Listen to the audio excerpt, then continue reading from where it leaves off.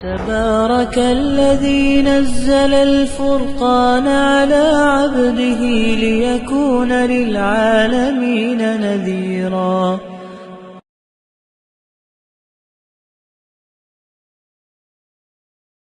بسم اللہ الرحمن الرحیم. اسلام ہمارا دین چینل میں خوش آمدید. السلام علیکم. ایک دفعہ حضرت علی رضی اللہ تعالی عنہ راستے سے گزر رہے تھے. دیکھا کہ ایک شخص اپنی بیوی پر تشدد کر رہا تھا.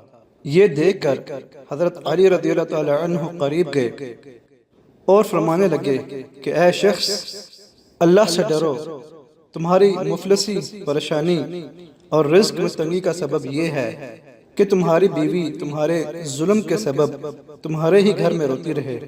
میں نے اللہ کے رسول محمد صلی اللہ علیہ وسلم سے سنا ہے کہ جس گھر میں عورتیں روتی ہیں اس گھر میں رحمت کے فرشتے نہیں آتے، اور یوں اس گھر میں رہنے والے مردوں کے رزق میں کمی آ جاتی ہے، اور یوں وہ مفلسی اور پریشانی میں گرفتار ہو جاتا ہے.